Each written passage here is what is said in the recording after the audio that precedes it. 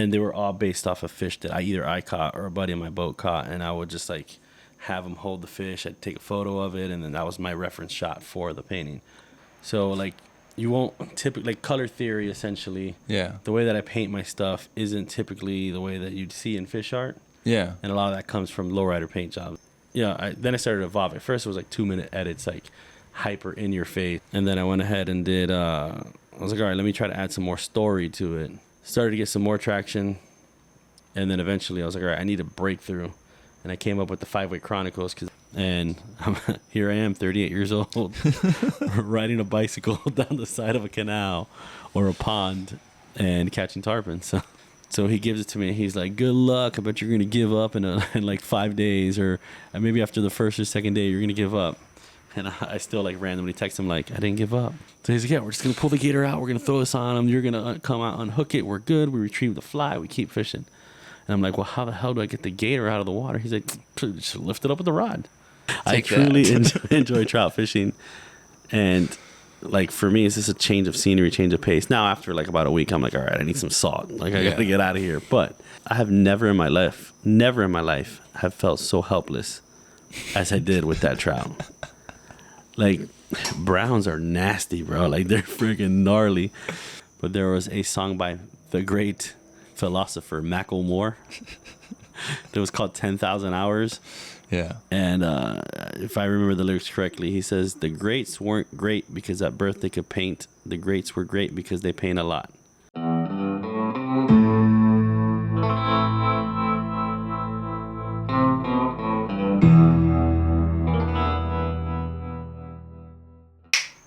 No, you gotta clap. Although we probably wake up the baby. Yeah, that's why I snap. At least you could like, this is the clap. Because like that's the hardest part is like trying to line up the audio. Premiere does it.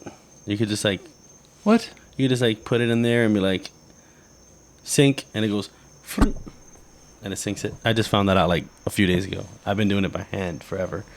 But yeah, there's like a auto sync feature now, and it might be off by like 1 frame or 2 sometimes. But it's pretty damn close. Hey guys, welcome to another episode of the Skiff Warner podcast. I'm still an idiot.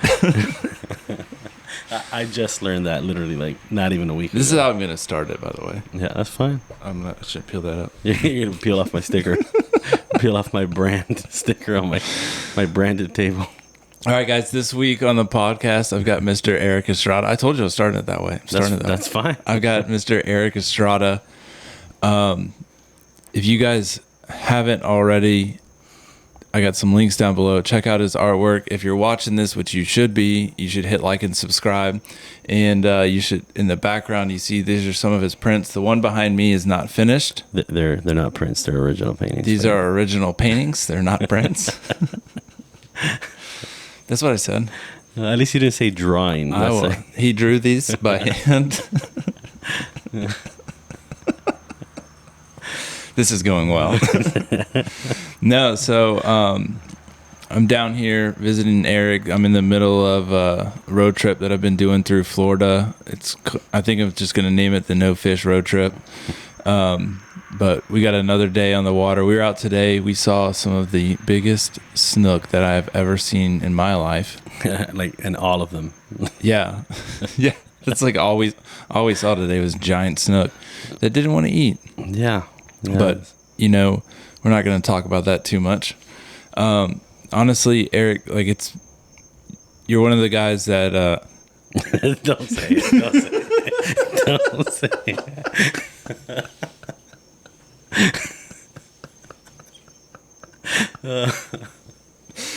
No, man, you are one of the guys that has inspired me. I don't know. I'm sorry. Eric gets that a lot, and it's not his favorite saying. It's not the saying I like to inspire people. I know. But it's like... I didn't finish the saying. Yeah. And I really think that your YouTube channel should have a lot more followers. Do you want to borrow a shoe to throw it? It's not that I love inspiring people. It's great. It's why I do it. However, when it's always followed up by, I don't know why your channel's like much larger. It's like, thanks for rubbing it in. Yeah, actually, real quick on that note, if you're gonna send that to somebody, this is a little promotion I think for both of us. If you're gonna send that to somebody, then you should be sharing what you love. Yeah, I mean, I guess that'll help us both. I mean, that'll help if you like my channel, share it. If you like Eric's channel, share it. Yeah. What bothers me is when people like see a video on YouTube and then they go to Instagram to DM me like, hey, I watched your video, I loved it, especially the part about this. I'm like, that's great. You should have left it as a comment on the video on YouTube.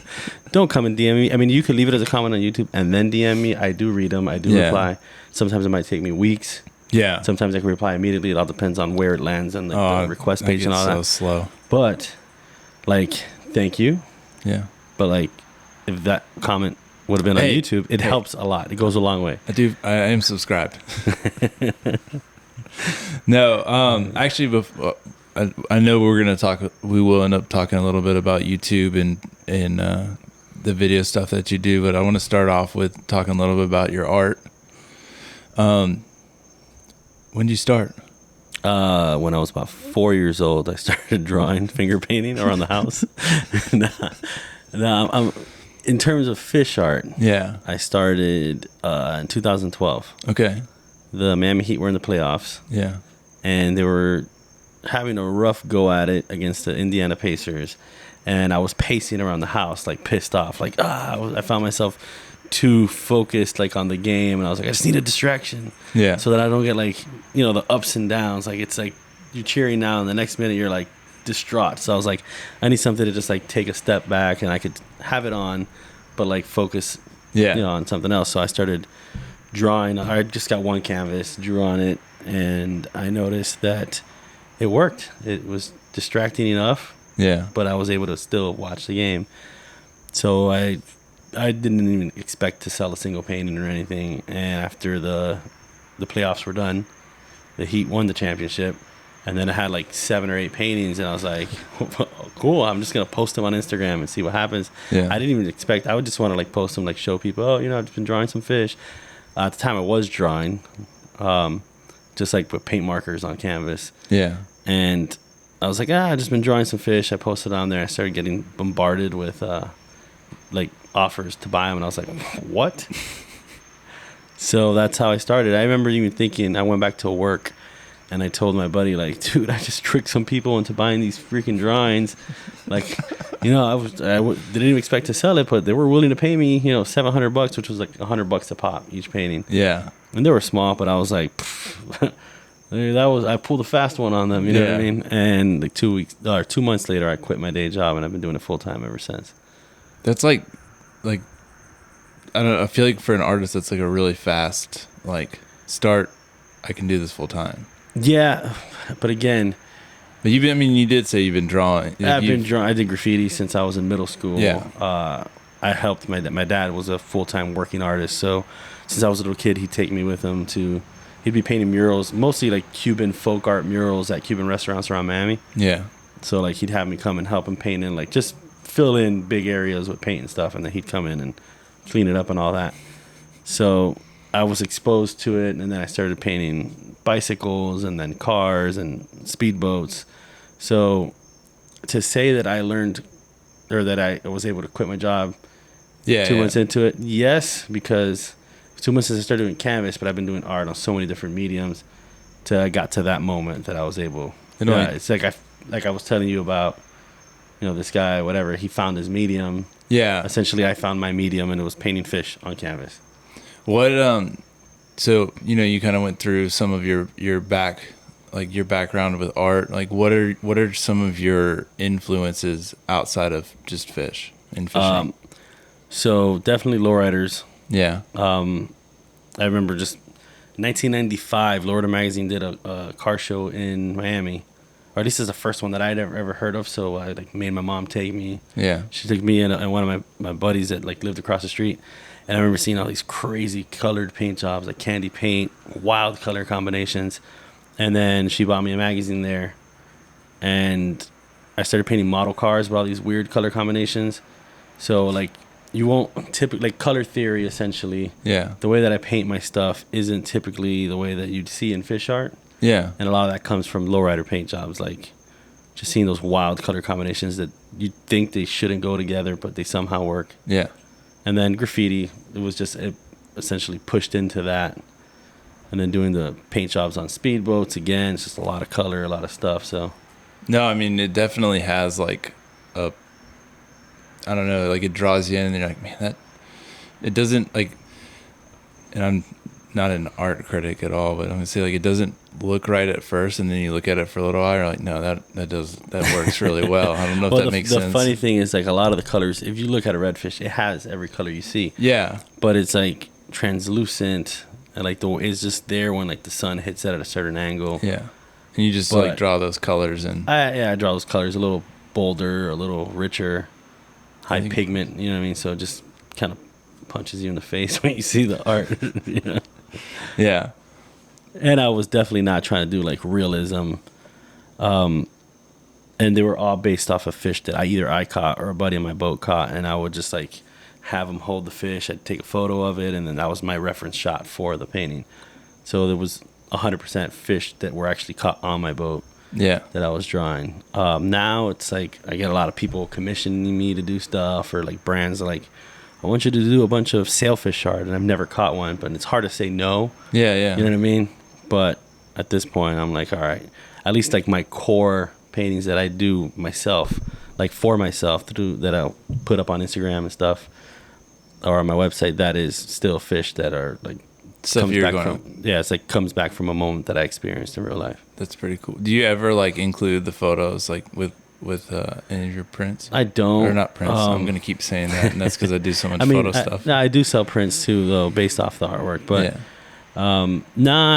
I've used to do a lot of blog posts that would tell the story behind each painting. Yeah. And the photographs, like it's not necessarily gonna look exactly like the photo, obviously. Yeah. But I would put a story around it. I'd build a story around that, whether it's a series or a particular piece, and then just kind of shows people like, you know, this is a real moment in my life that you're looking at or buying. Yeah. You know. Did you do any kind of, I know like you grew up with your father being an artist, but did you go like to college or take any kind of like classes for art? No. I did go to college for music business and music production. Yeah. And then I ended up opening up my own recording studio while I was still in college for the degree. And I was like, what do I need a degree for? I already got it. So I dropped out of college with like missing 2 or 3 credits to graduate. And I was like, I got a studio already. When am I going to, stay here? I'm like, I'd rather be in the studio working. Yeah.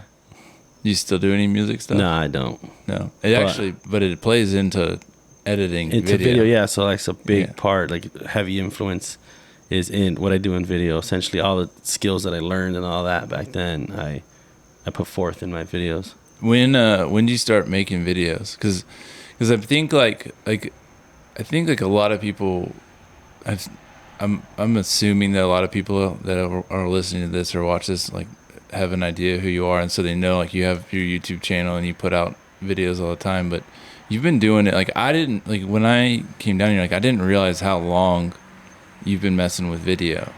Yeah. So the funny thing is, a lot of people on my Instagram don't even know I do artwork. On your Instagram? No, not on my Instagram. Sorry, on my YouTube. Like they just know me as like the guy who does fishing videos.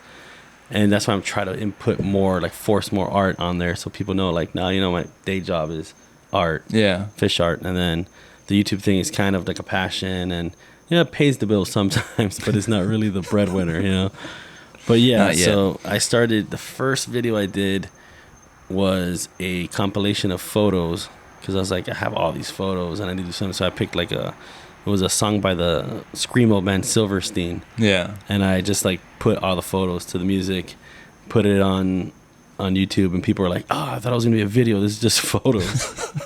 Because like I had a thumbnail and it looked like off to a great start. Yeah. So I did that. I probably did like 2 or 3 videos that were just photo compilations. Yeah. And then it was like Windows Movie Maker, Yeah. And then after that, I shot a video with my Nextel phone, because Nextel had got bought out by Sprint, so they finally added cameras to the phones. So I shot a peacock video. It's still up. It's somewhere in an archive. It's not on my channel. But it's somewhere out there. It's still out there on YouTube on like an old channel I had. And it's very bad, very shaky, but it's like catching a peacock bass and releasing it.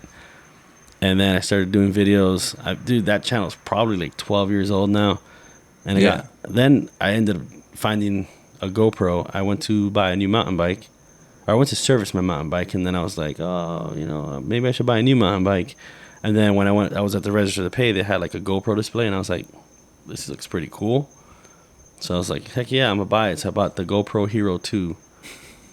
And I bought that thing. It was when it came with the circular dome lens, and then somebody like figured out, well, if you like unscrew that and put a flat one, it looks better underwater. Yeah. This was before GoPro actually made them with a flat lens. Yeah. Because they realized, somebody else had realized that it improved the camera, and then they went ahead and like did it themselves. But yeah, I freaking started making mountain biking videos with the camera. And in Miami. In Miami, yeah. There's a lot of mountain biking in Florida. Some of like the best mountain biking is in Florida. You wouldn't think it. No. Because, and I say best, it's a lot of technical. It's very technical stuff because we don't have mountains in Florida. Yeah. So they just build obstacles to make it difficult to get through on a bike. So, I mean, there is some areas that are like hilly. Yeah. And you can get some speed. And we don't have any downhill stuff. But to go down, you must first go up on mountain biking. So you got to climb and then go down the obstacles. But whatever. Anyway, I made some mountain biking videos with the GoPro. And one day I was like, I want to learn how to edit. Because the mountain biking videos, I would just like put start to finish. Yeah.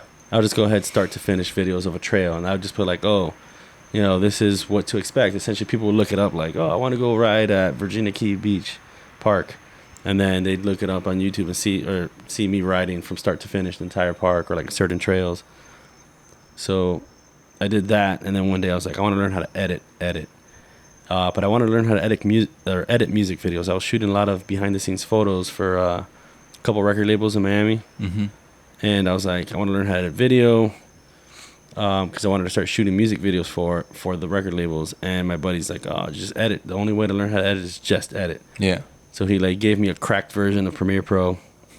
Kind of gave me like very brief, like, oh, this is what you should do, or this is how it functions. And then I was like, all right, well, I had been taking my GoPro out of my Skiff and just filming. I was like, well, I want to learn how to edit a music video, but I have all this like abundance of fishing footage. Yeah. So I was like, let me just go ahead and like edit it like a music video, but it's fishing video. And my intentions were not to like make fishing videos. It was like, this is just what I have an abundance of footage of. So I went ahead and I edited a video and I posted it online, and it did pretty good. And I was like, I did a couple more, and then it just like started to increase flat. Then I started evolving. At first it was like 2-minute edits, like hyper in your face, like a lot of rapid cuts, like a music video would have. Yeah. And then I went ahead and did, I was like, all right, let me try to add some more story to it. I did a couple other ones once I signed on with a popular apparel line. Yeah. Started doing stuff through their blog and started to get some more traction. And then eventually I was like, all right, I need a breakthrough. And I came up with the 5-Way Chronicles because I was like the hook. Like, they're catching that fish. They're catching a 38-inch snook on a 5-way. They're catching a 40-pound tarpon on a 5-way. It just got a lot of attention. Like, how the heck are they doing this? Right. So that was like the videos that finally had like 30K views on the first episode. The second one did like 100K in week 1, 100K in week 2. And then when that took off, the one before it ended up taking off as well. Like, we're taking off more because it had 30, and then it jumped from 30 to 80. Yeah, because everybody finds it, and then they start going through your start going through the archives. And then the third video I did 700,000 views in a few weeks. And that's when I was like, all right, I need to stop. Like, I need to take this over to YouTube because, like, I had a blast doing it on Vimeo, but essentially I was just getting sponsorship dollars up front. Yeah. And then, like, that's it. There was no monetization after that. And I was like, I just got to take it over to YouTube. Took it over to YouTube. It did not work. It did not work. And I just got frustrated. And I'm like, I'm not going to do videos anymore. Whatever. And I ended up shooting a ton. Like, I still have a bunch of hard drives of all kinds of films I shot. But for 2 years, I just shot. And I never, like, edited and released them. I was like, oh, it's not good enough. Like in my mind, I thought I had to do better than the videos did before, like in terms of production. Like I had to like step it up. And if it wasn't going to reach that level in my mind where I thought it had to be, I'd just be like, oh, I'm just going to scrap it. It's just going to stay on a hard drive. So it stayed like that for a long time. Then finally I was like, all right, maybe I should try to like bust out some stuff. And which I told you about it earlier was the Jackson kayak shoot that they essentially told me, yeah, we're going to come down, we're going to bring you a kayak, we're going to shoot a little bit of content. And there was like, okay, but the content means you're going to make 6 videos for us for YouTube. And when I say make, I was just like in the video. Yeah. Like I just took them fishing. They followed me with cameras. They filmed the whole thing and made a bunch of videos out of it. Oh, by the way, we should probably let people know that we are in my back patio right now. Yeah. And you might hear some traffic driving by. Yep. And it's starting to drizzle right now. Yep. And you've got a tin roof. Well, not a tin roof. I don't know what this roof is, but it's metal. It's definitely like pinging. You'll hear some rain drops in the background. It's great. This is how my Florida trip is going. Did you grow up fishing? I did grow up fishing. Yeah. Not fly fishing. I grew up just fishing around the Keys. Yeah. My mom always liked light tackle fishing. Yeah. Which is kind of what drew me to like fishing with 5 weights and stuff. I would always take my mom's rods because she used like fiberglass light tackle spin rods. Mm-hmm. My dad would be there whipping a yo-yo around, which is like hand lining. Yeah. And I just really liked the light tackle rods my mom would use. So we were out there catching, apparently I caught a snook when I was a kid, and then my uncle like snatched the rod out of my hand. He's like, I want to catch it. And like, I mean, I had it there. My parents told me the story. Yeah. He snatched the rod from my hand. And then my grandfather became the pastor of a White Street church in Key West. Mm-hmm. So my parents would be like, we're going to go down to Key West. We have a house to stay. And we would go down every single weekend and all summer. So this rain. This is Florida. It does rain a lot. Yeah. So yeah, I remember vivid imagery of just seeing chrome water. I guess I should explain a little bit more why I was seeing chrome water. So my grandfather was a pastor at White Street Church. Mm-hmm. And this was in like 1992 or 1993. Hurricane Andrew destroyed the immigration center in Homestead, Florida. Yeah. And at the same time, there was an influx of Cuban refugees coming over in rafts. And since my grandfather was a former political prisoner in Cuba for being a pastor, they arrested him when communist regime took over. They're like, anybody of God is like going to jail. So once he saw all these Cubans fleeing the country in the 90s, and he happened to be in Key West, which is only 90 miles away, right? He's like, I gotta like do something. So he started letting them stay in his house. And then it got to the point where there's so many of them, he got a warehouse on Stock Island. Yeah. And set up a bunch of like bunk beds and stuff, and essentially they'd stay there. They'd either locate any family they had here in the States, or if not, find them jobs and housing.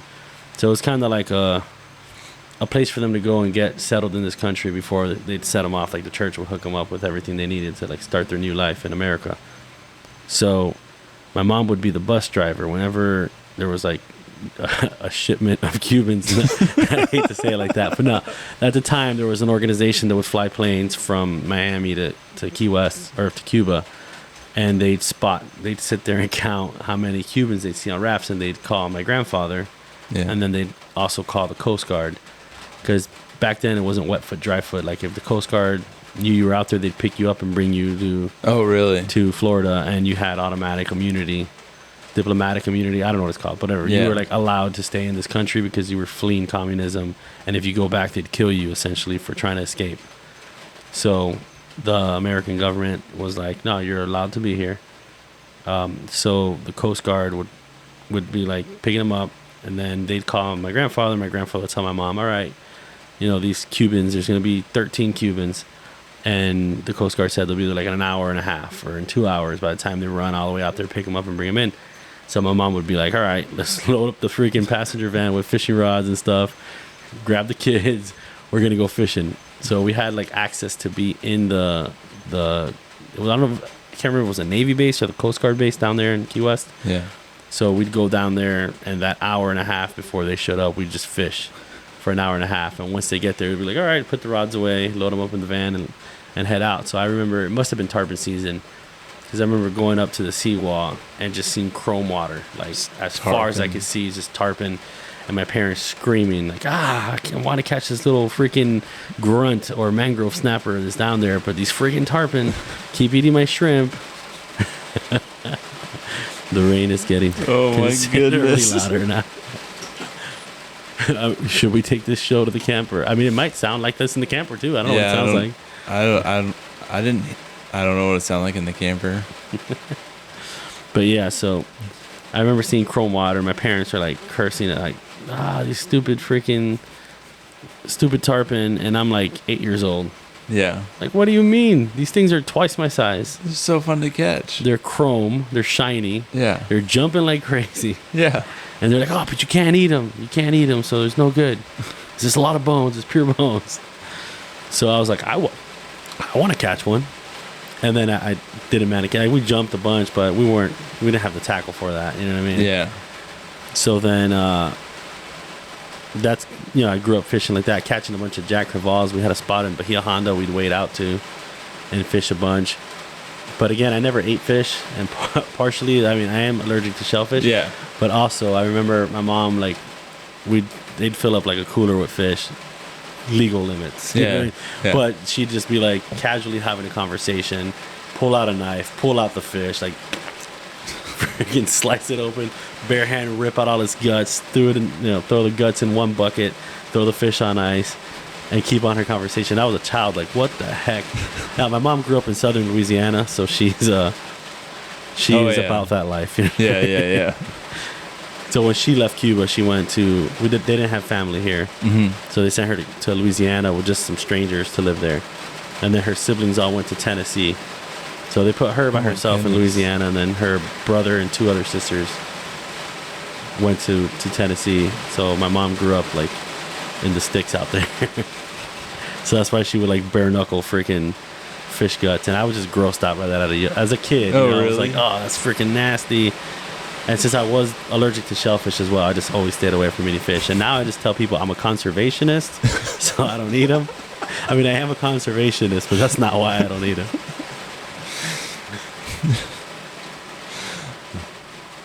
Every time I think we should take a pause and let the rain go, like it like dies off a little bit, and then we start talking, and they're like, we'll be all right, and then it's like,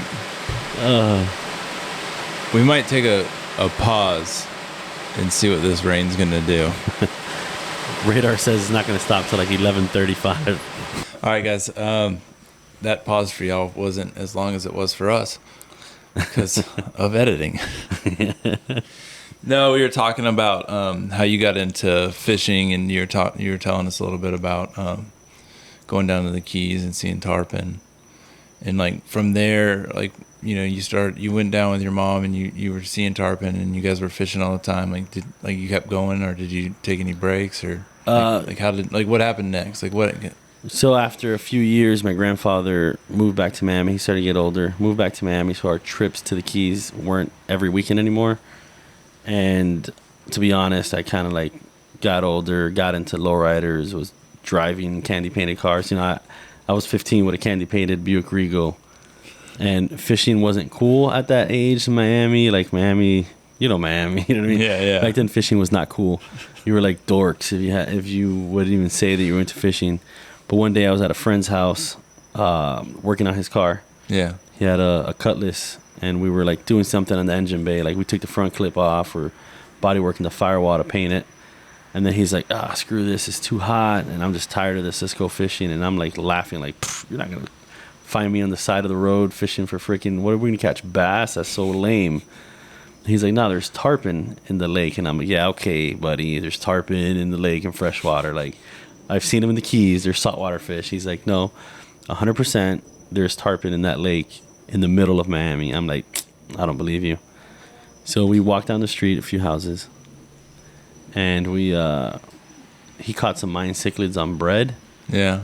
And then we tied them to a balloon as our bobber because we saw tarpon rolling like way out there, and we're like, we don't have a boat. Yeah. So we just used the balloon as a bobber and let the wind like drifted out to the strike zone. And dude, the moment those freaking cichlids got there, they just got annihilated. I remember vividly the first tarpon that ate my bait. Like, it came up, actually tail slapped the balloon. Yeah. And the balloon and mine cichlid just went flying. Like, it was crazy. And then it went flying, and then right before the mine hit the water, the tarpon came out and ate the mine in the air. It was insane. I mean, we put like 6 or 7 fish in the air. Again, we didn't have the tackle for it, so we lost them all. Yeah. But that changed my life. Like, that's why I'm in canals now, catching tarpon and all that, because seeing that, it took me back to when I was 8 years old in Key West and seeing all those tarpon out there essentially going crazy over the shrimp my parents and I were throwing at them. So it just like took me back to when I was a kid. And here I am, 38 years old, riding a bicycle down the side of a canal or a pond and catching tarpon. So no, I mean, you know, I got to do a little bit of that with you. By the way, I will say that fishing is now very cool in Miami. You're cool with it? No, like Miami. Miami's cool with it. Oh yeah, it's like a $1.8 billion a year recreational fishing industry just in Miami alone, or Miami-Dade, Broward, and the Keys. It's crazy. No, when I got to do a little bit of pond fishing with you today, and it took me back to being a kid, because I mean, like when I was a kid, like I got on my bike, I had my rods with me, and like would just ride golf courses, and we were catching bass. Yeah. But you know, like it was just like man, I miss doing this. No, don't get it twisted. After that whole tarpon experience, I had a whole bass phase. Yeah. Like, I went hardcore into bass fishing. I got a freaking... Like largemouth? Yeah, largemouth. I got a bait caster reel. It was like the Lefty Cray bait caster. It was like $19.99 at Bass Pro. And I picked that up, and I went fishing with it. I just remember I had one day that I was like, what the heck am I doing? I went to cast, and the lure hit like a sign behind me. Yeah. And it just like bird's nest, like the worst bird's nest in the world. That I was like, screw this. Like, it happened 2 or 3 times that day. One time I like sat there, cleared it out. The other one, I was able to just, like, you know, wind it out. And then the third one was so bad, I just threw the reel away. I'm like, screw this. I'm never doing this again. And I went back to using spinning reels, light tackles. I actually took my mom's spinning rods and stuff. Yeah. And started fishing with that. And eventually ended up fly fishing. But how'd you get into fly fishing? I was on microskiff.com in the middle of the night, and I saw a post. Like, at the bottom, it'll tell you, like, the most recent post. Yeah. And it was, I don't know, maybe 2, 3 o'clock in the morning or something. And I saw a thing that said free flies in full capital letters with exclamation marks. And I'm like, I like free stuff. Yeah. So I click on it, and it was like posted at 10 p.m. And I'm like, there's no way that this is still available. Because he said, like, I got like 20 flies for the first person that messages me or replies on here. So I'm just clearing out my old fly box or whatever. So I'm like, it's been like 4 hours, 5 hours since he posted this. I doubt it's still available. So I commented on there like, I love the flies. I was just curious, and I'm like, it's free stuff. So then the guy replies like, all right, I'm sending them your way. And then what I actually received was like 200-300 flies. Like, he sent me just giant Ziploc bags full of flies, and all kinds of flies, freshwater, saltwater, all kinds of stuff. It's like a small fortune now. Yeah. So then I'm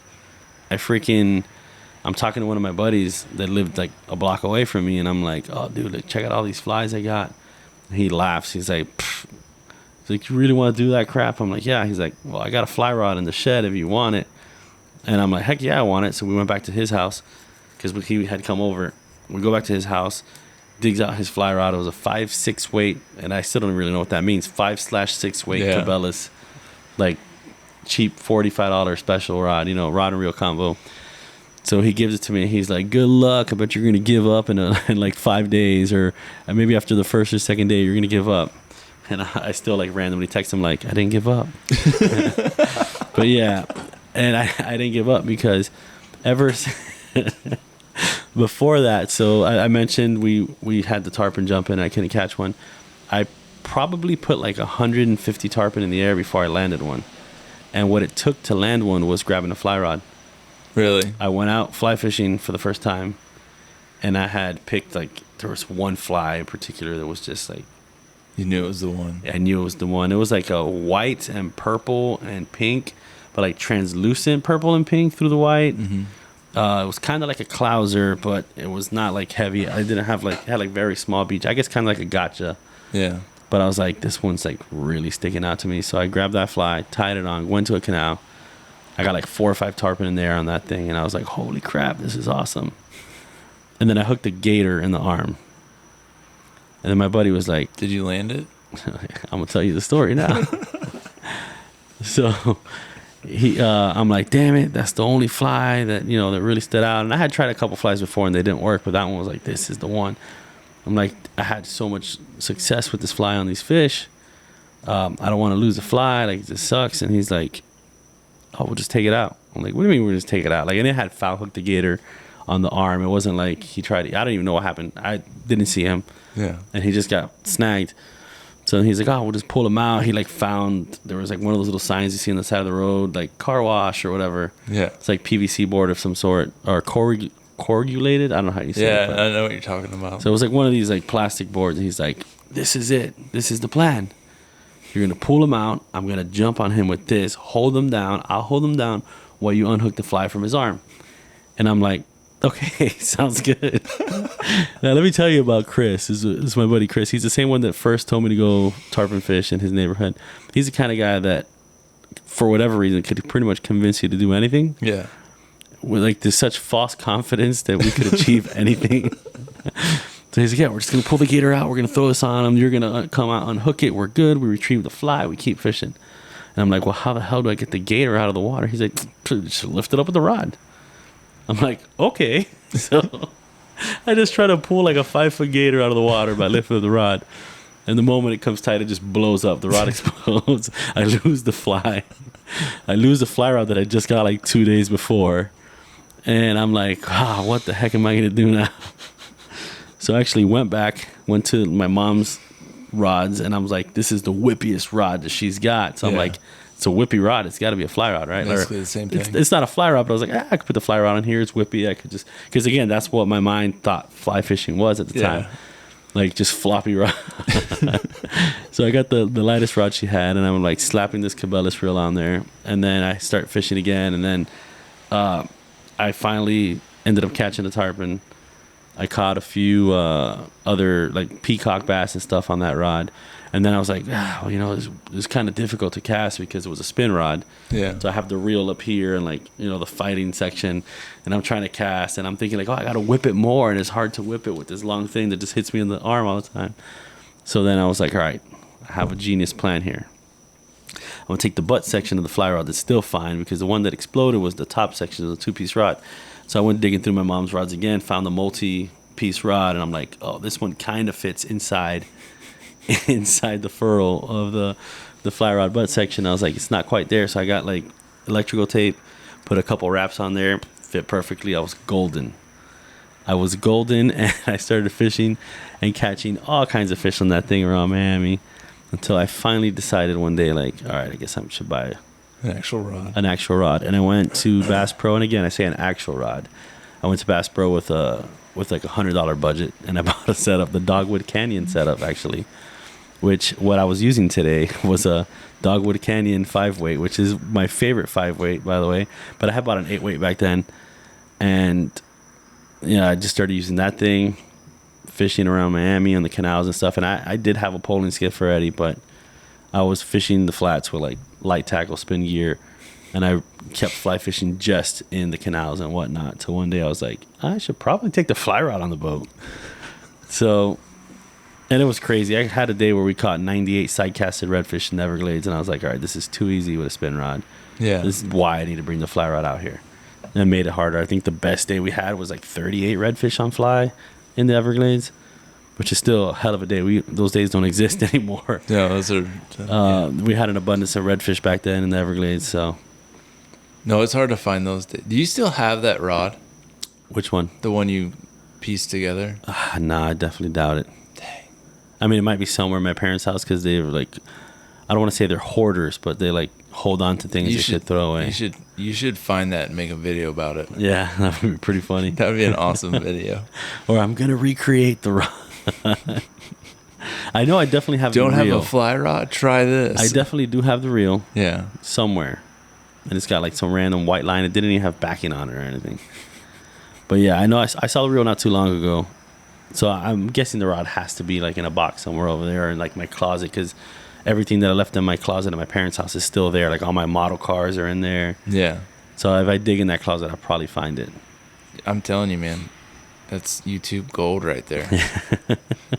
You don't even you don't have a fly rod. Just try this one trick. Yeah. And the funny thing is, I remembered I was like trying to learn how to cast, and I saw a video by Joan Wolf. Is that Joan Wolf? Yeah. Yeah. Wolf, Royal Wolf, whatever. She had a thing on. Somebody will correct you if it's wrong. Yeah. She's like a pioneer in fly fishing, by the way, so I should know this for sure. I'm pretty sure it's Joan Wolf, but I'm always like, I hope I'm remembering something. And I know the video right. you're talking about. And then she's like, how to roll cast.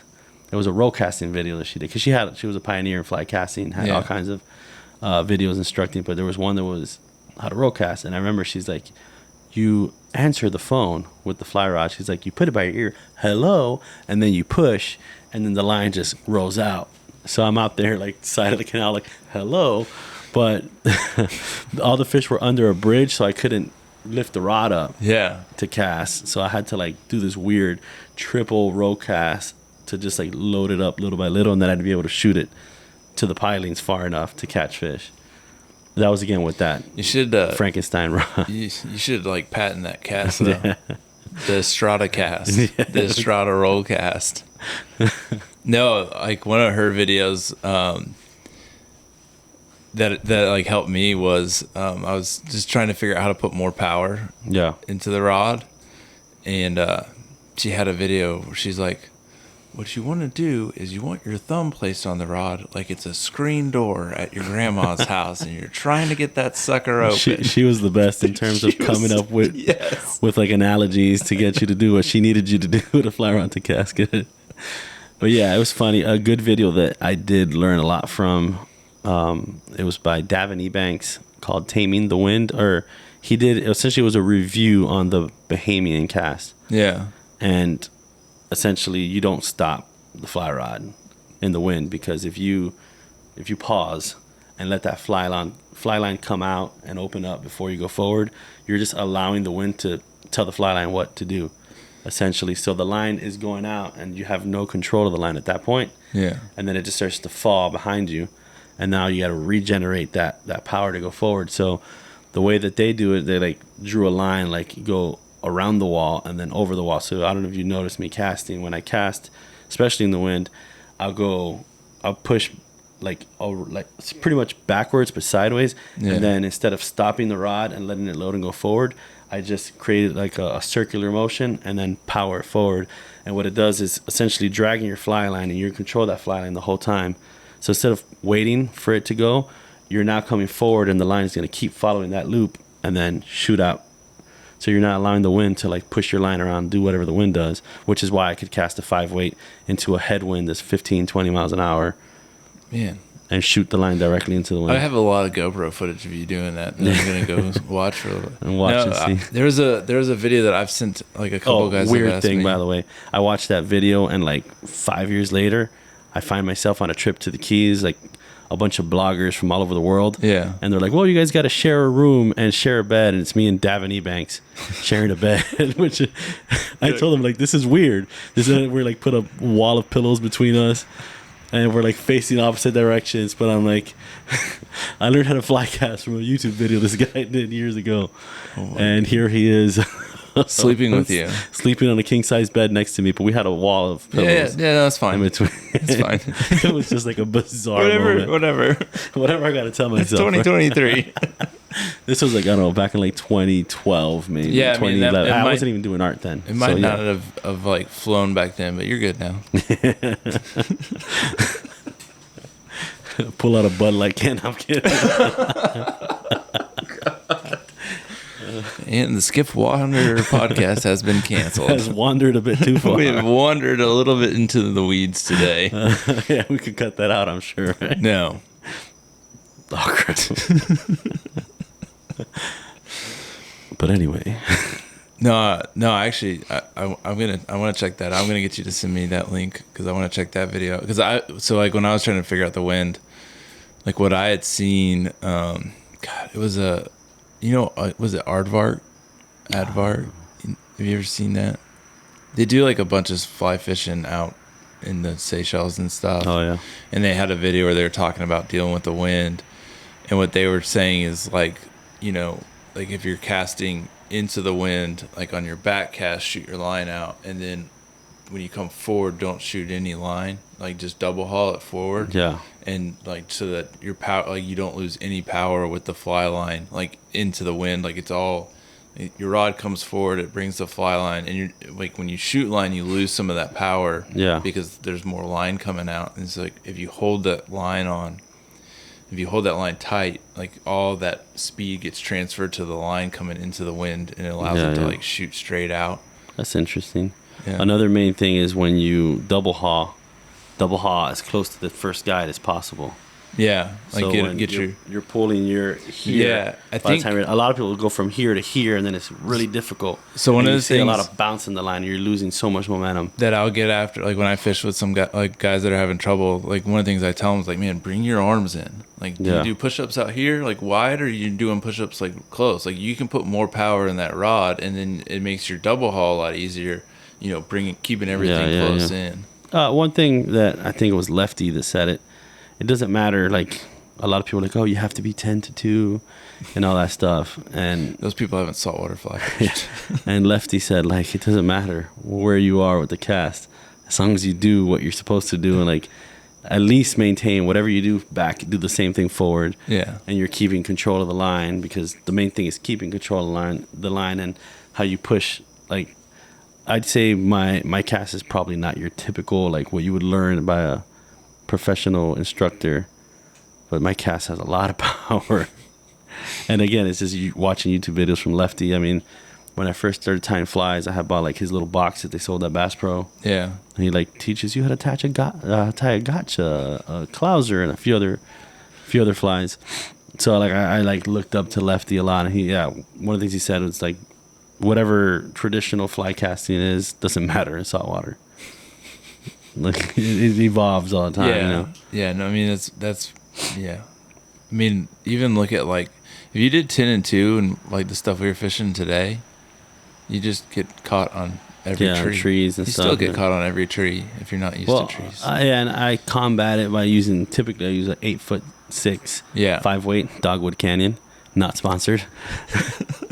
Because that shorter rod allows me, and I use a shooting head taper on it. I don't have to throw or carry much line. Yeah. I could just false cast back, false cast forward, false cast back, shoot a bunch of line out. I mean, and it'll punch it into the wind, and I don't have to worry. Like, the more line you have out behind you, or the more false cast, the more likely you are. Like, you're just increasing the rates to hit a tree or a pedestrian or a freaking sign or something. So, how many pedestrians have you hit? A good bit. I actually hit a security guard one time who was coming to kick me out, and he walked into my back cast, and he just got like freaking tangled up, which is what led. I did like a TikTok when I was like, I'm trying to do TikTok. Yeah. And Instagram Reels. I did one where I'm casting, and then Max just like walks into my cast. So you just see me casting, and it's like, and you just hear him say, "What the heck?" And you look, and he's like tangled up in fly line. But yeah, that came because that actually really happened with a security guard who was walking behind me to kick me out. He got tangled up in the fly line, and he was freaking pissed. I'm like, you saw me casting. What you think was gonna happen? What's one of your favorite fishing memories? Favorite fishing memories. Yeah. All right, so when I had just got my skiff, I mean, I had fished Biscayne Bay quite a bit, but I remember when I was watching like a Blair Wiggins show on TV, right? Yeah. And he was like catching a bunch of redfish up in Mosquito Lagoon. And I thought to myself, wow, I would really love to catch a redfish. So I like Yahoo'd, like it was before Google. I Yahoo'd where to catch redfish in Miami. And I found these like legendary stories of like, there used to be a breeding, whatever you call it, like a fish farm essentially, for redfish. Wow. In Key Biscayne, essentially. Yeah. Right there on Bear Cut. And they had released all the redfish, and they all made their way to a spot in Biscayne Bay called Fender Point, which is essentially it's my favorite memory, which is why I ended up naming my brand after it. So I saw these articles like Legendary, the legends of Fender Point, and these stories where it's the only place to catch redfish in Biscayne Bay, and they're like bull reds and all this stuff. And now these stories were like, I don't know, 12 years old. Yeah. They're like from the 80s and stuff, or maybe like 1990. So I'm looking at in the, I don't know, 2000s, let's say, probably like 2008, 2009, I see all these stories. I finally get a skiff in 2010. And when I say I finally get a skiff, I finally get like a real technical poling skiff. I've had like a few other boats before that. And I like thought like, oh crap, like I should go to Fender Point to try to fish. And I was like, I can't be like, there really can't be any fish there. So my buddy was supposed to show up at the house at the crack of dawn, or like at 4 a.m., 5 a.m. to get out there early, and he doesn't wake up. And he's like not answering my phone calls or anything. Finally, he texts me like at 12 o'clock. At noon. At noon. And he's like, oh, I guess we probably go peacock fishing or something. And I'm like, yeah. And I'm like, you know what? No, we're going to Fender Point today. That was our plan. I've never been there. We're finally going to go. So he drives all the way to my house, jump in the truck, head down to Matheson Hammocks Park in Miami. It's the only time I've ever been to that park. Yeah. Only time I ever launched there to this day.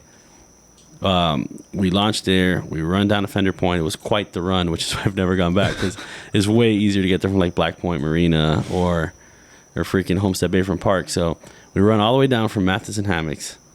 We get to Fender Point, and immediately we're greeted by a 40-plus inch bull red tailing right on the point, which is why my first logo of Fender Point has a redfish tail, because that just takes me back to that first image I ever saw the moment I pulled up to Fender Point. Now that fishery doesn't exist anymore. Again, this was like 2010, and we got there. Mario put a cast on it, and the fish came up, looked at his freaking offering, and like I saw his gills open up, and I saw a puff cloud. So I'm like, oh snap, it's about to happen. And then he just like swam off and never freaking ate. So we're like, crap, like that sucks. Yeah. So then I just start running south. Like we pulled around for a bit more, didn't see any other fish there. And we started running a bit further south, and we got onto another flat. And I remember I had just got a Nautilus reel. It was my first reel, my first like real fly reel at this point, because I had a Hobbs Creek Bass Pro reel, and I lost a huge snook because it ate the fly, and when it took off, the spool went flying off the reel. So after that, I told myself, now I'm buying a real fly reel now. So they had just came out with the FWX, which was like their first like really affordable reel. It was like $300 something rather than their like $900 other reels. So I had just bought that reel the day before. And I remember like I'm having a photo shoot of the reel on the front of the boat on some random flat. And Mario's like, oh, dude, look, a school of bonefish. And I'm like, yeah, okay. Because he kept saying, oh, look, bonefish. And it was like needlefish. And he's like, oh, there's a school of bonefish tailing. I'm like, yeah, okay, bro. I'm just taking pictures of my Nautilus reel now. Like, I'm sure it's just another needlefish flickering. And he's like, dude, I'm telling you. And I look up, and sure enough, there's a school of tailing bonefish in front of me. I'm like, oh, crap. So then I blow that shot, and fish gets away. Then we float around for a little bit more. Here comes a whole school of them. I hook up, I catch one, 10-pound bonefish. Mario gets on the bow. Another school of bonefish comes by, casts in it, hooks up, 10-pound bonefish. And we ended that day with 2 10-pound bonefish, one each of us. And I saw that massive redfish at Fender Point. So that day's always like, and part of that is the fact that everything seemed like against us, like we shouldn't go. We should go peacock fishing. And then I just told myself, like, no, we're going to go out there. We're going to see if we could get into something. And we ended up with 2 10-pound bonefish and saw the giant bull red at Fender Point. So that's like one of my most vivid memories, which is why I named my brand Fender Point. And I'm not hot spotting. There's really not that. There's nothing that good. there. Yeah, it's not what it once was. But that memory is still so vivid for me that I was like, that moment was like a vital role into why I started to explore Biscayne Bay, really. Yeah. No. I feel like my voice is starting to get raspier. It's just the mics. Is it? You're not. I mean, you sound good. Thank you. But it's not sounding you cool. You want to build a pillow wall and share a bed? No. I'm good. Thanks. Crack a cold one. I mean, I don't know. I might get sponsored by Bud Light after this podcast. And then you're going to go to Target for a second I'll be endorsement, honest. Like, if Bud Light calls me tomorrow and they're like, hey, we're going to sponsor your podcast and we're going to give you a bunch of money. Like, all right. I'd probably do the same. Yeah. I mean, there was a time that I did drink a lot of Bud Light. Mm-hmm. You know, many years ago. I say a lot. I've never been a big drinker. But what I'm hoping is that, like, this will, like, everything going on with Bud Light right now will just bring the price of Bud Light down to where I can afford it. And then I'm going to be like, you're drinking Bud Light? It's like, dude, it's $1 cheaper. Yeah. Well, I remember, like, I had season tickets when the year the Marlins opened up their new stadium. Yeah. I was probably like 2013 or something. And my sister and I had season tickets, and we'd go to the game, and every game we'd buy like 3 Bud Lights each of us, but that was like $90 for 6 Bud Lights at the stadium. Yeah. And they get to the point where, like, maybe we shouldn't be doing this. Like, it's not even like great beer. It's just it's what we it was something. It was light enough you could drink it and not like get trashed. I was living in used to live up in New England, and we'd go to Red Sox games, and we'd be like, man, the best part about going to a Red Sox game is getting a cold hot dog and a warm beer. Yeah, so then the funny thing to make this story, like, I remember seeing Sweetwater beer for the first time at the Marlins game one of the days, and then I didn't even expect it. Like, I just thought it was cool. I had a Trout on the freaking on the handle, or what's the proper name? On the tap. The tap was a freaking Trout. Yeah. So I was like, oh, that's pretty cool. It's like fly fishing themed beer, and then, I don't know, a year and a half later, I'm now doing a bunch of art for Sweetwater all over the state of Florida, and they sponsored a bunch of my videos and stuff back then. So it was pretty cool that, you know, and then I never drank light beer ever again after that. You're a big IPA guy? Yeah, the Sweetwater 420 is still one of my favorite IPAs. That and Cigar City Highlight. Yeah, I know that one. It's a really good beer. That's a Florida beer. Mm-hmm. I would say built in Tampa, brewed in Tampa. Built in Tampa. Brewed in the Tampa area. Yeah. So. You have any tips for aspiring artists? I meant to ask you that when we were talking about the art, and I completely blanked on it. I was like, oh, yeah, I got to ask him this. Dude, just do it. Just paint as much as you can. Just follow your heart. No, just paint. Even I kind of feel the same about YouTube. Like, just keep going, and then you will evolve your own style. I mean, there's a bunch of people that copy and mimic my work, and it's great because I'm like inspiring others. But when they try to like make money and like grow an Instagram following, when they're just like doing a rip off of my art, and I have to deal with people like, check out this freaking guy's art, like he's copying your stuff, and I hear it from fishermen, I hear it from just like family, people that don't even fish, and they see it, they're like, oh, this guy's copying my cousin, like what the heck.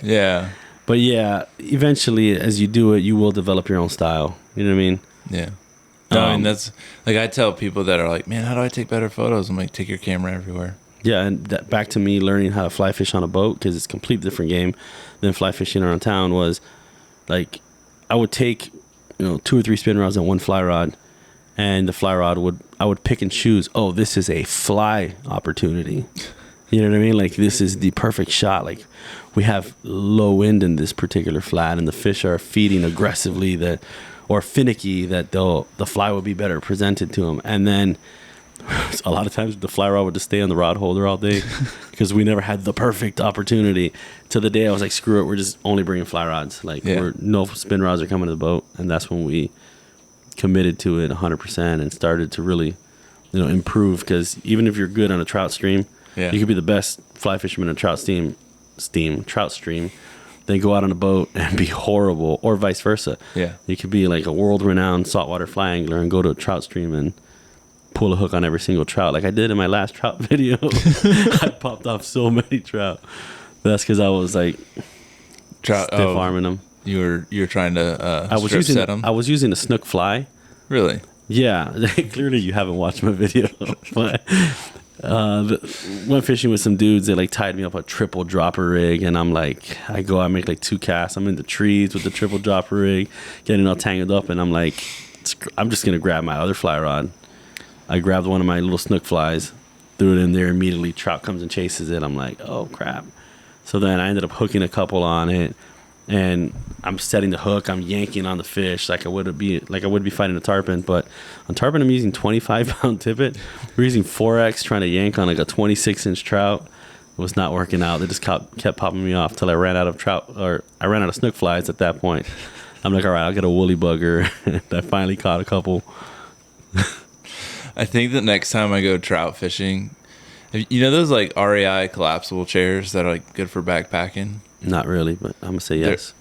Well, that's like, I'm sure other companies make them. They make like these like super lightweight, like they're really comfortable little chairs that like you can throw in your backpack, and like I'm gonna start bringing one of those when I go trout fishing out west, because I spend so much time untangling the double dropper bullshit. Like my buddies that I'm going to go fishing with, like, why are you bringing a chair? And be like, because I'm going to be sitting for 30 minutes trying to figure this mess out. Dude, and I get it. Yeah, I'm sure some people catch a ton of fish on a double, triple dropper rig. Yeah.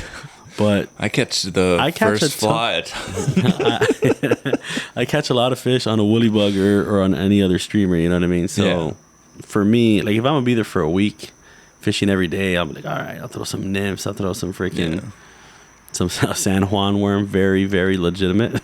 Have you fished San Juan? I have. With a San Juan worm? No, I fished a San Juan worm, not in the San Juan. Dude, if you ever want to go out there, I'll go with you. Oh, really? Oh, where is San Juan, Montana? New Mexico. New Mexico. Yeah. I did a trip out.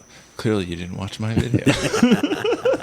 I could tell you what video I did watch. The day we both posted trout videos, and they were not doing well. Apparently, saltwater guys do not care about. Yeah, at least the audience. Oh, you went fishing for for something else? I don't care. I truly enjoy trout fishing. I enjoy fishing. What? Yeah. I truly enjoy trout fishing, and like for me, it's just a change of scenery, change of pace. Now, after like about a week, I'm like, all right, I need some salt. Like I got to get out of here. But I like it, and I like making videos around it because there's always epic lighting in the mountains. Have you had a chance to go chase brown trout at all? So part of why I like trout fishing. Yeah. My first trip, I drove up to Atlanta. It was like literally drove through the night, fished somewhere in Atlanta on the Chattahoochee River, and like we didn't catch anything. Like a couple little dink trout. It was a little brown trout and a little rainbow, and I still had a blast. That we literally got to the river, fished, got off the river, drove back to Miami. Yeah. Like we drove 9.5 hours there to fish for a few hours and drove 9.5 hours back to Miami. So I was like, oh, it was awesome. Like the drive, like, you know what I mean? Yeah. Like just change of pace, experience. So then I'm like, all right, I'm going back up. It's New Year's Eve and I'm driving up there and I post a picture like Happy New Year with the Welcome to Georgia sign. And then one of my buddies, Tom Tiles, who owned the Wang Anchor and Strip and Feed Research back in the day, or he was one of the partners, one of the owners. There was a few other people. I think John Wilson was one of his partners. But whatever. Tom reached out to me. He's like, oh, you're coming to Georgia. Where are you going to fish? I'm like, I'm just going to go back to the Chattahoochee River and fish that Jones Bridge Park or whatever it's called. Yeah. And he's like, you want to catch some real fish? I'm like, yeah, go on. And he's like, well, come up to my cabin. I'm up in Epworth, and we have some pretty cool fishing opportunities here. I'm like, all right. I mean, it's better. I had zero knowledge of trout fishing. Yeah. And he had some knowledge of it. So I'm like, hey, he was a saltwater guy from Florida. We had a vacation cabin up there. So drive up, go to his cabin, and he like points out this massive brown trout to me. I mean, he showed me the ropes, like mending, and caught a bunch of little rainbows. Yeah. And then it's now like the afternoon. He's like, it's when the brown trout come out. And I'm like, thinking it's going to be like the same size as all the rainbows we caught. Like, all right, cool. And it's like 35-inch freaking brown. And I'm like, you could see him in the water. Yeah. And he's like, all right, get in the river, get in the stream, and then I need you to like roll cast at this fish. There's like trees everywhere. I get in the river. I literally look around, calculate my cast, and I just start freaking, regular saltwater cast. And he's like, what are you doing? I freaking make the cast. I don't hit any trees because you've seen how I fish, where I fish. So I'm like, make the cast. I start working it, freaking trout eats it. I have never in my life have felt so helpless as I did with that trout. Like, browns are nasty, bro. Like, they're freaking gnarly. So I hooked, I'm telling you, it was well over 30 inches. Yeah. He ended up catching it after, or I'm assuming it's the same fish. Yeah. But I ended up hooking 2 monsters that day, and literally I didn't know what to do. Like, Yeah. I was on a 6 weight, and I've caught 150 pound tarpon, 180 pound tarpon in the Keys on a 12 weight. Yeah. And hooking this 30 plus inch brown on a 6 weight On a river. Because like I can't do anything. You're using 2x tippet, or not using 4x tippet, 5x tippet to get these big fish to eat. Yeah. You can't really yank on them. You're fighting the current. The fish is ripping. The drag is flying off the freaking reel.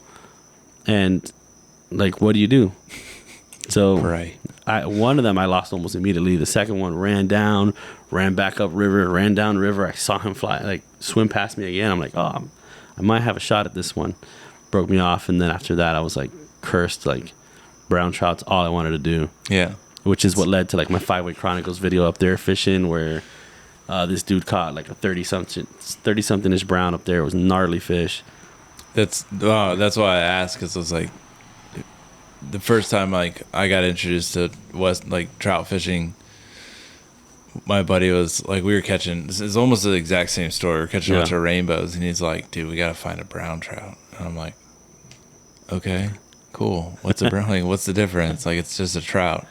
And like as soon as like he starts explaining everything to me, like this is what they do, this is how they are, this is how they, like there's like I'm like, oh, so it's a redfish that lives in a it's like a redfish that lives in a river. Yeah. And then like the first time I caught one, I was like the same thing, like, okay, I need to go do this more. Yeah, I think it's hilarious that we acknowledge that our audiences don't care about trout. Yeah, we're on here the whole little trout binge. But no, this is also like letting our audience know why we like trout. Yeah. And they probably haven't experienced that. So it's definitely something I suggest people try. I freaking love catching brown trout. Rainbow trout are fun. I mean, they're cool. Yeah. But it's all about the browns for me. I've caught brown trout on my bonefish flies, which is what led to me grabbing my snook fly that day, because there was another time I was up there trout fishing, and I could see some browns like staging like down by the rocks, and they wouldn't eat any of my trout flies. So I was like, well, I saw a crawfish earlier, and I have this little bonefish shrimp fly that just happened to come on my 5-weight from Miami, that I cut it off that morning, tossed it in the fly box to put a trout fly on. I was like, I saw a crawfish, the little shrimp. It could probably like Trick them into thinking it's a crawfish. Tie it on, brown trout immediately. Released it, next cast, brown trout immediately. And that was the day that I said, you know what? I think I'm just gonna throw streamers primarily to trout, because, and I'm not saying that the other stuff doesn't work, but for me, I have better results just freaking ripping a streamer through there. No. At least for brown, definitely for browns. I haven't trout fished with streamers yet. What? Yeah, everything I've done's been like I haven't even done dry fly fishing. I've just done like nymphing and Euro nymphing stuff. No, I used to do like dry fly and then like a dropper with a nymph. I just hate you got to put top right on it constantly. And now that you've experienced this, I am really good at picking the worst time to go do stuff. Like we went to, actually no, when we did the San Juan trip, like the weather, we almost didn't make it because we had a snowstorm come through Dallas that canceled like all of our flights. Wow. It's a whole thing. But anytime I like go on a trip somewhere, like guaranteed the weather's going to be terrible, the fishing isn't going to be there, and it's like, oh, like this is my third time to Florida, and I'm 5 days into it, and this is like a real snoozer. I'm over here yawning. Nah, we said we were going to make, or I was going to make another batch of Cuban coffee before this, and I did not. No. So that was the only thing you had to do for me. And it's like 11 o'clock now, I think. Yeah. All right. I got. There was an answer to one of those questions that I completely forgot to answer. Yeah. I can't remember what it was. Before we got into the trout thing, what were we saying? Oh, the art thing. And you haven't snapped again. Oh. But back to the advice for an artist. It's probably corny, but there was a song by the great philosopher Macklemore. It was called 10,000 Hours. Yeah. And if I remember the lyrics correctly, he says, the greats weren't great because at birth they could paint. The greats were great because they paint a lot. And he talks about like Basquiat. It doesn't even rhyme. No, but the way he says it he makes sounds it right? good. Yeah, okay. It sounds good. It's a good song. And yeah, it was just like he's talking about Keith Haring and Basquiat and stuff, were like big time artists and stuff. And he pretty much says it's because you paint a lot. You know, they painted a lot, which is what made them great. And the song is called 10,000 Hours, which is like a rule. People say you do 10,000 hours, anything for 10,000 hours, and you become like a master of that. Yeah. So paint a lot. Paint a lot. That's the best advice I could give you. Yeah. And again, I guess for YouTube, we have to YouTube a lot. YouTube all the time. All right. The last question that I've got for you, and I'm trying to be better. So like, I like came up with this. It's not like I came up with this question, like it's a crazy question. I'm like trying to be good about like making like this the last question that I ask everybody, because it's the Skiff Wanderer. If you could go anywhere in the world and fish, where are you going and what are you fishing for? This is a tough one for me. Don't say Miami, because all the Miami people are gonna be like, "Oh, really, bro?" Yeah, I feel like saying Miami. I guess it's tough for me to say. It's either going to be Louisiana for bull redfish or Miami for bonefish. Like, yeah, I had to choose one. No trout. I mean, you can go anywhere. Dude, I don't get excited. Yeah. Like, I see these people that fish the sage holes and all that, and I get it. That's cool. But, like, that doesn't excite me. Yeah. For me, exploring my areas, exploring Florida, the United States. Yeah. Like, I could hop in a car and drive somewhere and catch these monster fish. Or I say monster because I'm catching 50-pound tarpon on a 5-weight. That's a pretty big fish on a 5-weight. You know what I mean? And we're catching them in areas you would never dream of there being that kind of fish. Right. That's what excites me nowadays, is more so finding new fish in areas that people would overlook.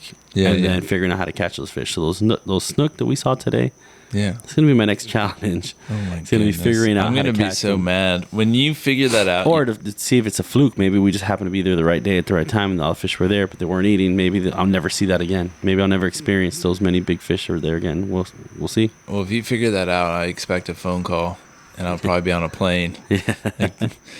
We'll have redemption video. Yeah. Pete, come on, I got it. I figured it out. We're going to go back for him. Yeah. That actually probably would be a pretty cool follow-up. Anyways, all right.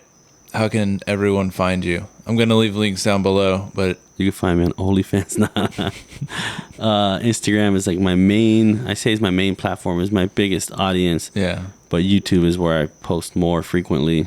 And it's all Eric Estrada. Yeah, it's just at Eric.Estrada on YouTube. On Instagram is at Estrada_art. Yeah. TikTok, I think, is at Eric Estrada Fishing. And I think that's all that matters nowadays, right? It's funny. Do you have a website? Oh, I do. Shopestrada.com or fenderpoint.com. I'll still take you to my website. Yeah, that's probably going to be important too. Yeah, I mean, I do a lot of business through Instagram. And then you do a bunch of live events too, right? Yeah, we do. Like, we've had a fly tour that we went around showing some films that we didn't release online.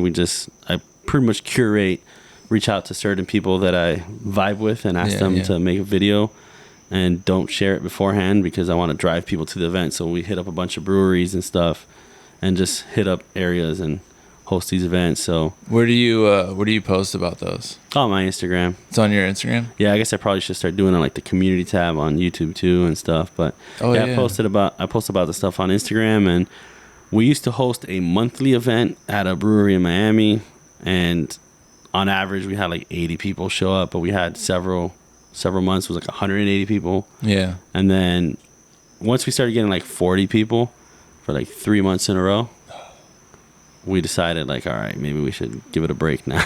Yeah.